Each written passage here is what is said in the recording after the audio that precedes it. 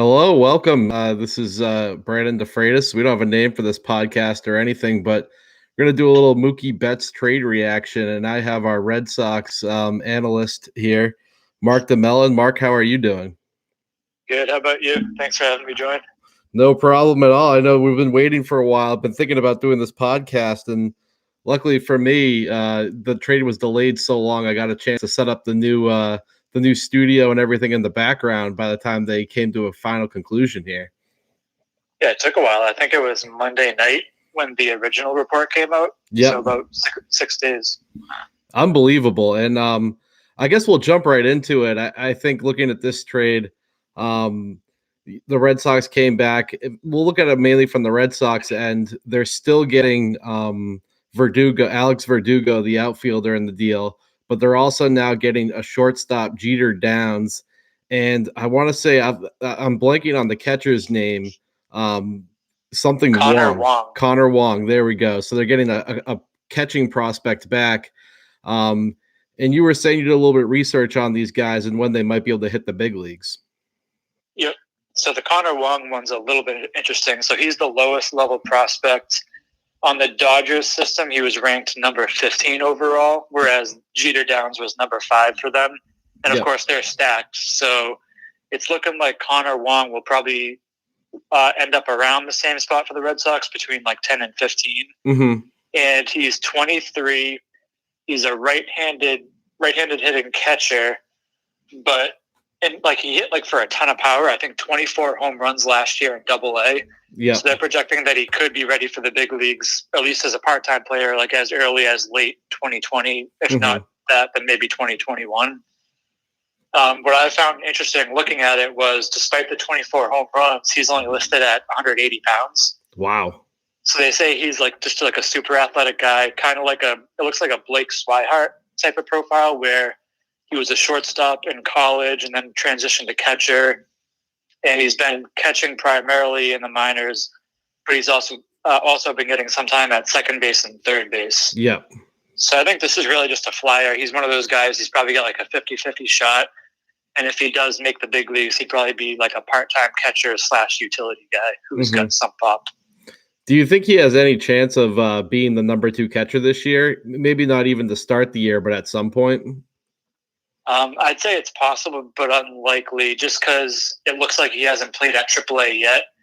The guy that we have currently as our backup catcher, Kevin Plawecki, he was the backup catcher for the Indians for 3 straight years, and he has really good defensive ratings. Mm-hmm. So I'm guessing he'll be locked in as the backup catcher to Vasquez. Yeah.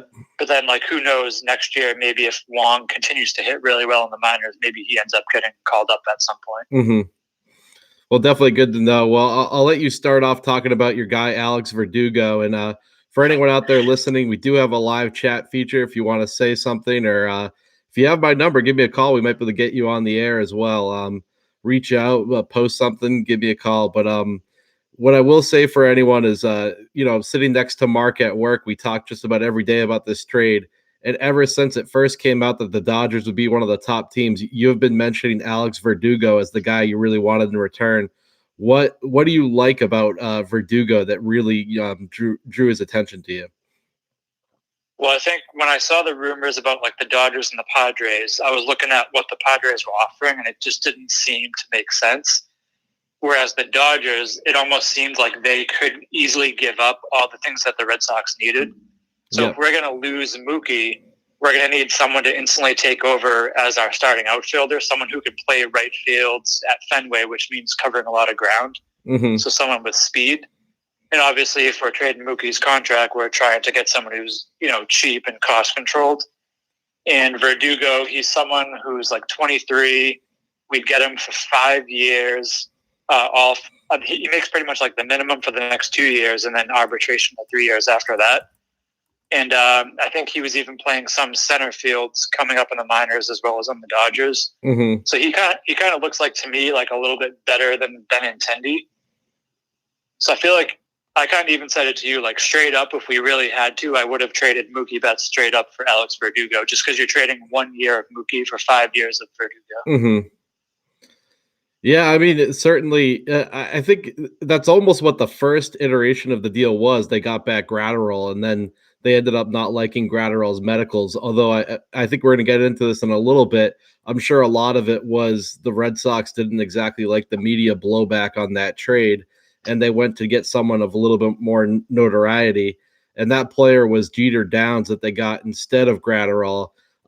Downs has been one of the Dodgers prospects who was mentioned since early on in these trade negotiations. He's number 5 in their system, and I believe 45th in the top 100 prospects in baseball. So overall, a good get. I guess the big question Red Sox fans have is, this isn't a pitcher, and you traded away David Price. You have a big hole in the rotation. And as a shortstop, you have Xander Bogaerts there. You have Rafael Devers at third.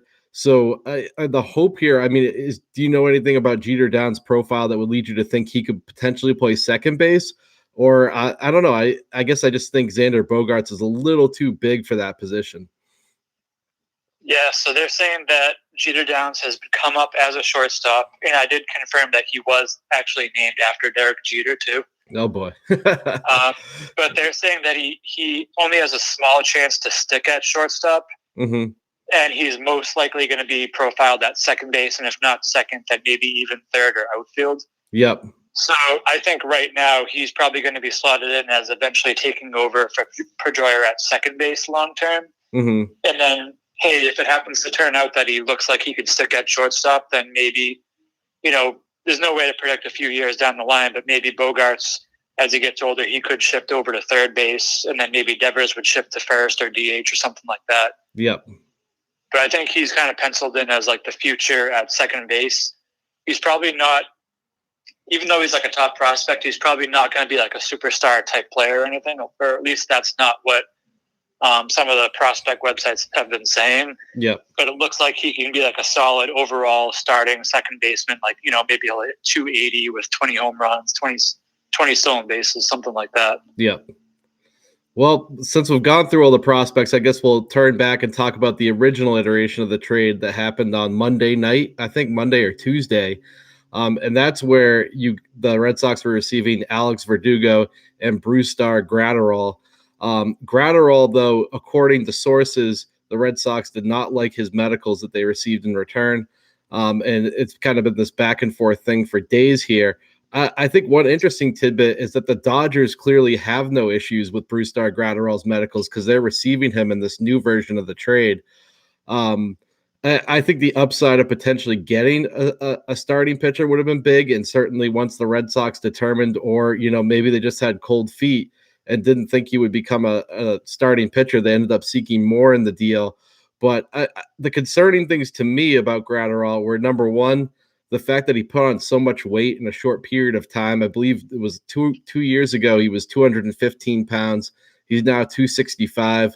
I'm a bit of an expert in this. I like to say, when you put on that much weight at a young age, I don't think that's a good sign at all. And then you couple it with, Tommy John in the past and then the shoulder impingement. There certainly were red flags there on Gratterall. Yeah, and me and you even confirmed that he had ice cream 2 different times in the same day. Based on looking at his social media profile.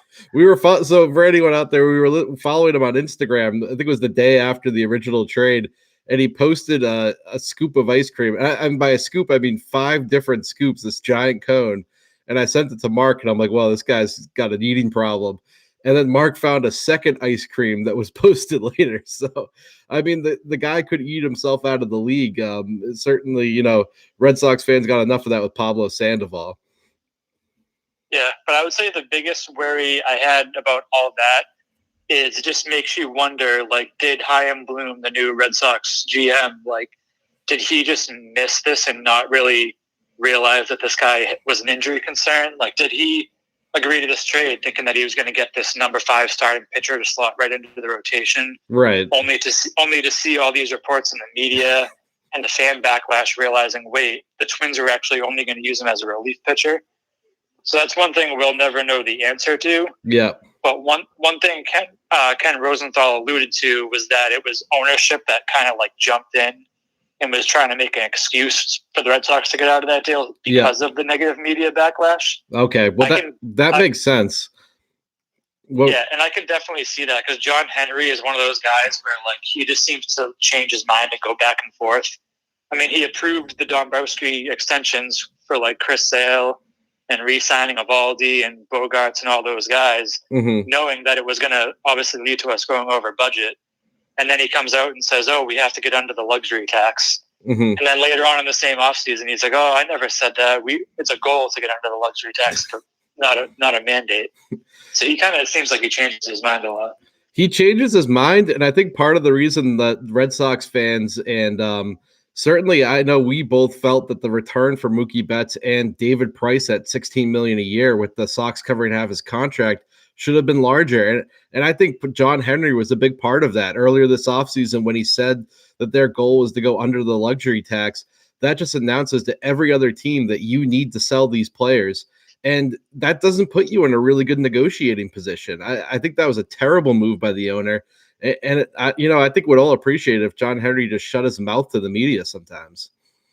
Yeah, I agree. I mean, like he is a good owner overall, and he's kept the Red Sox competitive his entire tenure. Yep. But it seems like if and when he actually does take the time to speak out, like it usually has some type of negative backlash. It really does. I mean, any of them too. I know Lucchino's finally, taken a little bit of a back seat here, but they all just they think they're like smarter than everyone else, and they can say whatever they want, and fans are just going to follow it. But it was pretty clear to the fan base that on the original version of the trade, at least, it was just a salary dump. And there was certain huge blowback, and not surprising at all to see like some coward like John Henry back down from the trade after that. Yeah, and it's funny because even me and you were talking before the initial trade came out, and I kept saying like, "Oh, I want nothing to do with the Padres." But I think the Dodgers would make sense because they can give up Verdugo since they'd have to give up someone in the outfield. And then I remembered also saying like, well, they've got like a few catching prospects. They've got a ton of middle infield prospects. They could probably throw in one each. And then I remembered pointing out that they had like 9 different starting pitchers. So like they could easily move one or two of the lower end guys. And I was thinking we could get someone like Ross Stripling in the deal. And then maybe even one of the guys who was a rookie last year, Gonsling, who's kind of like a borderline starter or reliever. So I was hoping that we would do Mookie plus Price for Verdugo, and then like a catching prospect who we did get, an infield prospect who we did get. But then I still was convinced it would only make sense if we're trading Price if we also got a starting pitcher in return. So, and that's the major piece that we're not getting, and because of that, I don't see how we can be a contender this year. So this is a perfect segue into my next question of, are the Red Sox trying to compete this season? Because you said if you're dealing away David Price, all of a sudden there's a big hole in that rotation, and if you're not receiving a pitcher in return, it kind of has the feel of it of just a sellout for the future, and the fact that they're not truly trying to compete this year. And I know like maybe there'll be a wild card type team just because of the quality of the AL, but one guy we don't even like, Martin Perez, they signed at $6.5 million around, and he's now slotted into your 4th pitcher. I was uncomfortable as him as our slotted in 5th pitcher. Yeah, I was kind of hoping he would somehow be like someone who would get relegated to the bullpen, but now he's number 4. Yeah, unbelievable. I mean, if they had done a deal like this at the very beginning of the offseason, then maybe we would have had a chance, because then we would have said, all right, well, we have so much money left over. Like, let's go out and get one of the starting pitchers to add to our rotation. But I think on the last podcast, which was maybe back in December, I was saying, well, the first goal that the Sox have to get done this offseason is to trade David Price, so that way they can actually, make whatever moves they need to make. Yep. And unfortunately, they're trading Price finally, like less than a week until spring training starts. And all those guys that I had named out on my target list are pretty much gone, except for a few flyers. Yep. Let me actually open that up and see which guys I had listed on my. So Kevin Gausman, Ivan Nova, Rich Hill, Alex Wood, Drew Smiley. Those guys are all gone. None of them are studs, but it would have been nice to grab like 1 or 2 of those if we were to trade Price. Yep. The only guys left are Danny Salazar and Taijuan Walker, who are both coming back from injury, and then Aaron Sanchez, who kind of pitched well for the Astros, but then ended up getting injured again. Mm-hmm. And that's pretty much all there is. Like, there wasn't really much available in terms of starting pitchers this offseason, except for the huge ones like Garrett Cole and Steven Strasburg. Right. And that's another surprising part of this deal to me is I understand you're trading Mookie Betts. And if you're the LA Dodgers, the reason you trade for Betts for 1 year is purely to win a championship. Mookie's made it quite clear he's going to make it to free agency, and his goal is to make it to free agency next year. But so I understand that, and the return for Betts is going to be less as a result. What surprises me is I think you could have gotten something even from other teams for David Price, given the fact that the Red Sox are covering half of David Price's contract.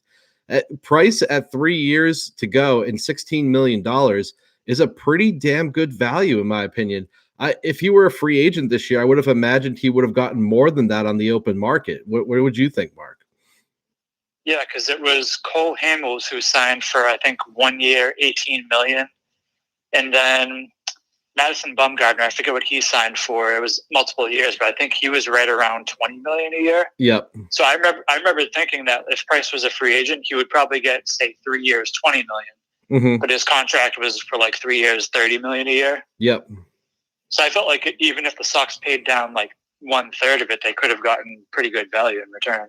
But that's the thing, that like they had to pay half of it. Right. And I don't really feel like you got much back from him. Like, I don't understand why Mookie Betts alone shouldn't have gotten you back Verdugo and Jeter Downs. So maybe Connor Wong is your return for David Price. But like I said, like if you think his market value is, let's just call it 20 million for even numbers over 3 years, and now the Dodgers are paying him 16 million over 3 years, it really doesn't make sense to me that you couldn't extract some additional value. Like at that point, you're not trading Mookie to get rid of Price. Price should have value on his own at 16 million.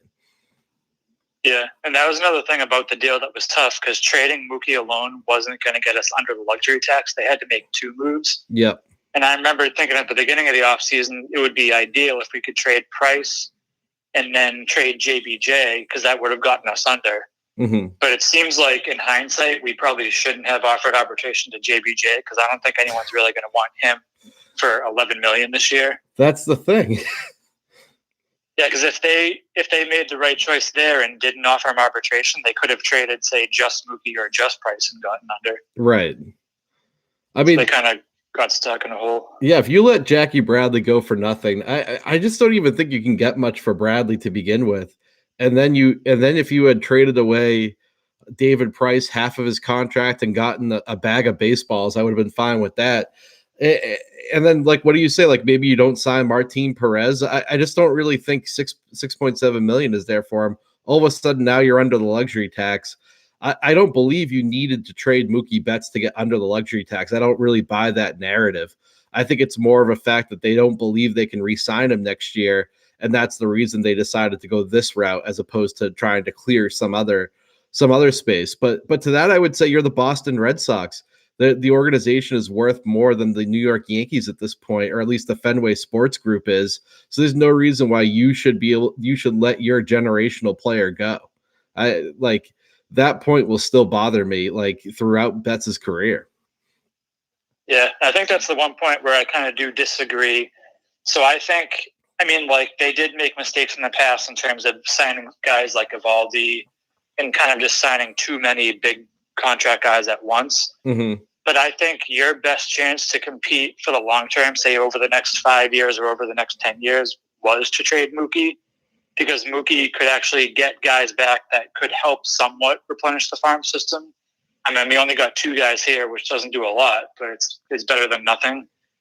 Because Dombrowski had traded away a bunch of our prospects before, which was kind of a sunk cost at this point. Right. But also, the Red Sox were, one of the highest salary teams for the past few years, and they were at the point where they were so far above the luxury tax limit for multiple years that this year, for every dollar over the limit, they were going to pay a 92.5% tax. Oh, God.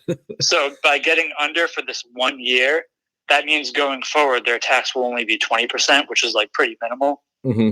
And I think that means that they will be able to go back over the luxury tax starting next year. And ideally, the Red Sox and Dodgers are probably going to be the two teams with the best chance to sign Mookie Betts to a long-term deal. I mean, is Mookie Betts worth 10 years, $400 million? I don't know. I don't really think so. But it's also one of those things where if you're going to be offering someone a mega contract, next year is the year in which you would do it. And I think this puts the Red Sox in a better position to try to sign Mookie next year. And it puts them in a better position to get prospects now to try to get ready for the future. Mm-hmm. And also just by resetting the luxury tax too. Yep. Well, all right. Well, let me ask for your opinion on this, Mark. Can the Red Sox compete for the pennant this year? Or not even the pennant. Can the Red Sox compete in the AL East and try to win that division this year?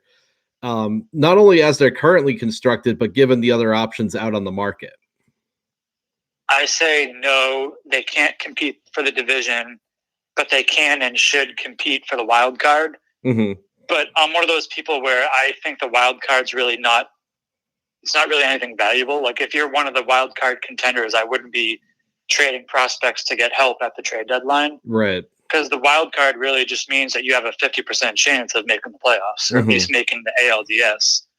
And once you make the ALDS, I mean, let's be real, it's like a 1 in 8 chance to win the World Series. Yep. So being a wild card team, that's like a 1 in 16 chance. And so if you're really just in the mix for the wild card spot, I mean, that's not really anything super valuable to me. Mm-hmm. Right. All right. Well, given the state of the trade, and we'll circle back to some things, and just a reminder for anyone listening on YouTube, you can post live comments that Mark and I can react to. If you do have my phone number, give me a ring. We can get you in on this. But moving on to where the Red Sox currently stand, because one of the main benefits of this trade, unfortunately, is the fact that you're now under the luxury tax. Mark maintains an up-to-date spreadsheet of the Red Sox payroll versus the luxury tax. And Mark, what numbers are you showing right now? I presume, we know they're under, but how much space do they have to make other moves? So in my calc, I have a little bit of a buffer just in case, because the way the luxury tax works is it's not like a set number. It's just based on the salary paid throughout the year. So if the Red Sox start the year with, say, a projected $200 million, which includes JBJ, if they trade JBJ halfway through the season, they only end up paying half of his contract. Mm-hmm. So you can't really tell exactly what's going to be paid. But assuming they made, no transactions throughout the entire year, which is unlikely, and this also doesn't account for exactly how many minor leaguers are going to get called up, because if you have some guy that gets called up mid-season, the number of days that he's on the roster is going to count as well. So I have a little bit of a buffer for the minor leaguers and stuff like that, but the projection I have in that is about 195 right now. Yep. And the luxury tax threshold starts at 208. Mm-hmm. So that gives them about, say, 12, 13 million of spending money that they could add on to the roster. I think I've told you I'm hoping that they can re-sign Brock Holt now. Might not really matter too much if we're a wild card contender, but I think he's still a good clubhouse guy and a solid utility guy. Yep. But at least there's if it does turn out that they somehow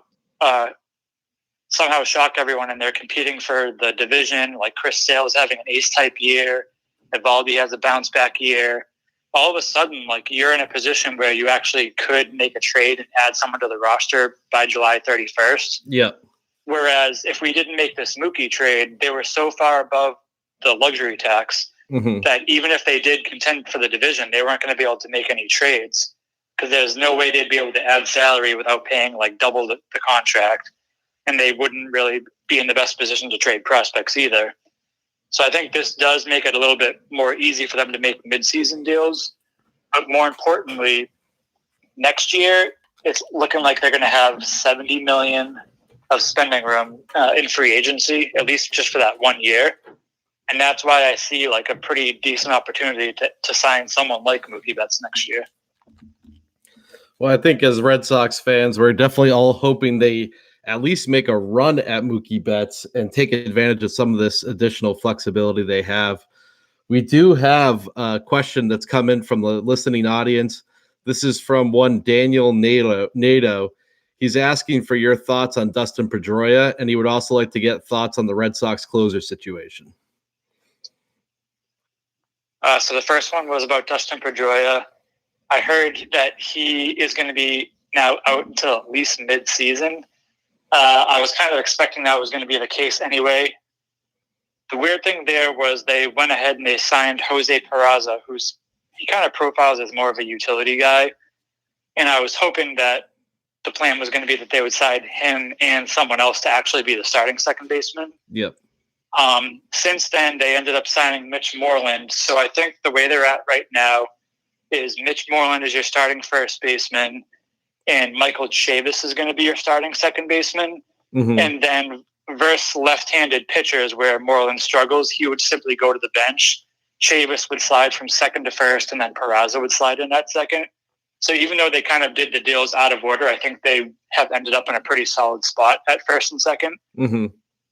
And even if they were able to add Brock Holt, they could probably just make it a straight platoon with like Holt and Peraza at second, and then Moreland and Chavis at first. No, I wouldn't mind that. And where do I see Pedroia fitting in? I just don't see it happening. I think his playing career is pretty much over, and I think it's just one of those things where if he retires, he would essentially give up $30 million cash that he would no longer receive. Whereas if he continues to try to rehab, then he'll get that $30 million.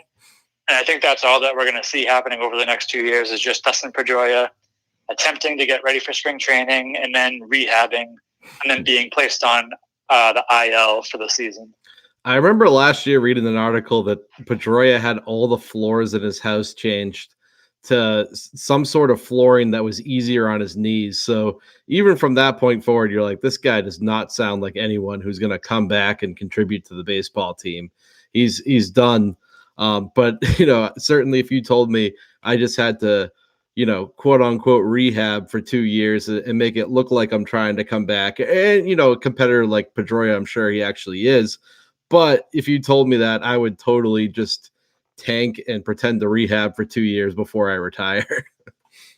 Yeah, I'm sure he is trying. It's just one of those things where even if he does come back, I mean, he's not going to be able to play every day, which kind of is already an issue roster-wise. If you have someone on your roster who can only play, like now and then, and then they need an off day. But I mean, he's probably not going to be able to hit for the same amount of power. He's probably not going to have the same range defensively. He probably won't be able to run the bases very well, but maybe he'll still be able to hit for average. Mm-hmm. It's kind of hard to tell, but I see it as something where, I mean, just expect nothing from him, and then if he actually does provide something, then that's great. Mm-hmm. So then the other question was your thoughts on the Red Sox closer situation. So right now, I think Brandon Workman is your closer, but now that we're no longer a contender for the division, and as I kind of explained why I don't think going for the wild card is really all that valuable, I think that they should just trade Brandon Workman before day one of spring training. Because, I mean, he's like a wild card. Like, he could do something similar to what he did last year, but he's been pretty volatile his entire career. Yep. He came up a top prospect. He even made it to the Red Sox pretty early in 2013 and was a contributor. And then he had several injuries. I mean, his velocity's been like up and down from year to year. Last year was obviously his best year, and his velocity was around 95. But in most of the previous years, he was only throwing like around like low 90s. And even then, like with the velocity last year, the success was, it seemed like there was a lot of luck in there. He was walking, I think, like 5 per 9 inning. That was the point I was going to throw out there. I've always felt like he walked a ton of people and escaped jams somehow. Yeah, and I get how it worked because he walked a ton of people, but he had like one of the lowest batting averages against. So he was giving up walks, but nobody was getting a hit to knock them in. And I guess he is pretty good at, limiting base stealers. And he did have a very high strikeout rate, but it's just one of those things where, like, if all of a sudden his nasty curveball isn't there this year, or if his velocity goes back down, and he's already shown that he's proven to being volatile, then all of a sudden he's going to revert to being a mediocre reliever, and you're not going to be able to get anything from him in a trade. So I think they should probably be looking around and seeing if they can get anything for him now. Mm-hmm. And you got a response from the question asker saying, noted Mark, not a Workman fan. I mean, if we were contending, I am a fan of him, but I think he's someone where you should go into the year with him being like one of your 3 elite relievers. just in case he doesn't pan out. So right now we're at a spot where like Barnes and Workman, those are the only two potentially elite relievers. 2 is probably not really enough. And then I'd say both of them are pretty volatile too. Mm-hmm. We got another question from Dan and Quincy, who wants to know who you have in the World Series in 2020.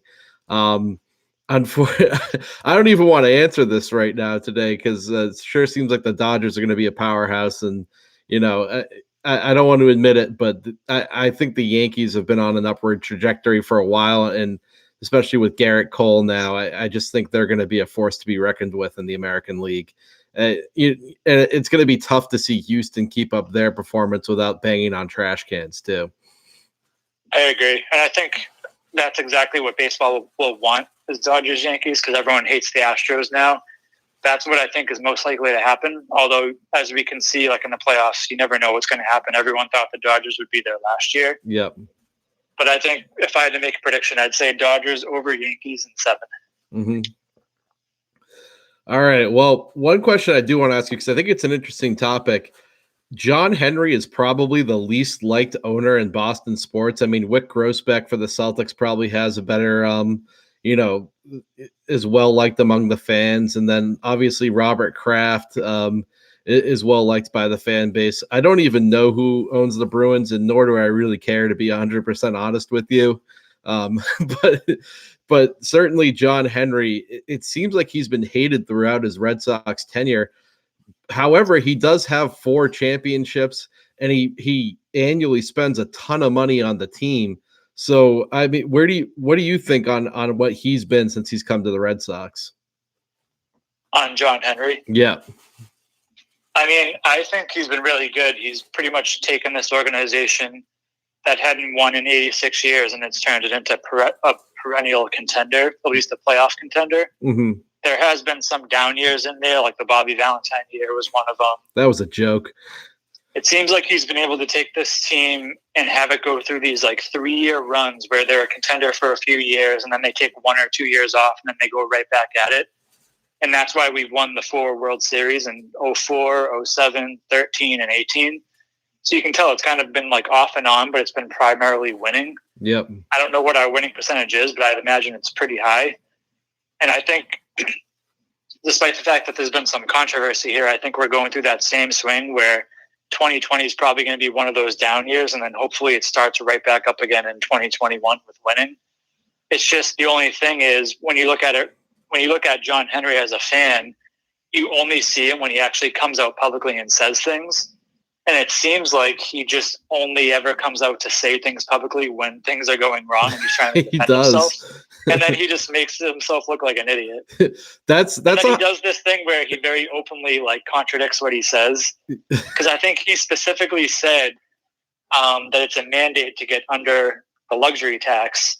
And then later on in the offseason, it wasn't that he said, I never said that, but he was like, oh, that's not true. The media is fabricating that. But it's like, no, you said that. Yeah, see, I'm with you. I think John Henry some of his comments just get in the way of the work he has done. When you look at it in terms of the amount of money he spent on the team and the success they've had since he took over with 4 championships, and like the big thing is too, like historically the Red Sox, some of their ownership wouldn't, spend money on the team to the extent they would. John Henry has no problem spending on the team. It's just questionable. I think, they seem to spend their money like on the wrong assets. And, that's the GMs he brings in. And like you said, he just has this way with in press conferences where he's just not a relatable character and someone that the fan base can really trust. I think that hurts him. But overall, I'll take someone who's willing to spend their money on the team any day. And to correct the previous point, Dan from Quincy has informed us that Jeremy Jacobs is the owner of the Boston Bruins. And to that, I say, I really don't care. I just don't care. That's funny. That does bring up a good point, though, about how there's been several GMs. I think there's been, 4 GMs since John Henry's taken over. It started off with he hired Theo. That worked out well, and then Theo quit because he couldn't stand the pressure from ownership because they were pretty much like watching over his shoulders, telling him what to do. Yep. And then Theo comes back, and then Theo eventually quits again and goes to the Cubs for, a different challenge. So it seems like Theo did a good job, won a couple World Series here, but then there was just too much babysitting by ownership. Yep. And then next up, I think, was Ben Cherington, who was supposed to be kind of like a similar guy to Theo. He wins one World Series, I think, in his first year. And then, or maybe his first year was the Bobby Valentine year, where reportedly it was Lucchino who kind of forced him to hire Valentine. Mm-hmm. And then the next year he wins the World Series, and then the next year I think he gets fired because they were in last place. Yep. And then he moves on to Dombrowski, who's known as like a quick finger guy that like makes these trades, like doesn't really think too much about the long term.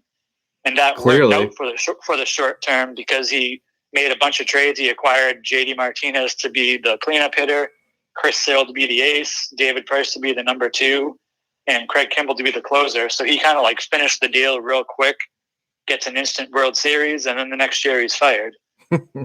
So I guess that's one thing to keep in mind about John Henry is it seems like he's not afraid to just make a move and just move on to the next guy when he thinks it's appropriate. Right, which could be, good or bad. And I think one of the reasons we were talking earlier about how can a, $6 billion enterprise not afford Mookie Betts, it's because of this mismanagement where they just sold off their entire farm system, committed all this money under Dombrowski, and then all of a sudden they're like, all right, Dombrowski's out of town, Chaim Bloom's in town, and Bloom, you need to sell Mookie Betts.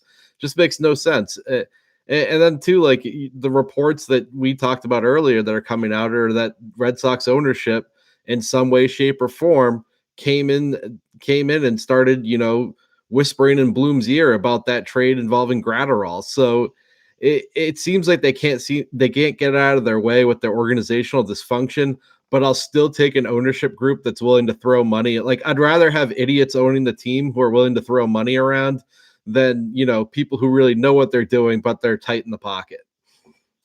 Yeah. And there was even one other thing that I heard recently per a source.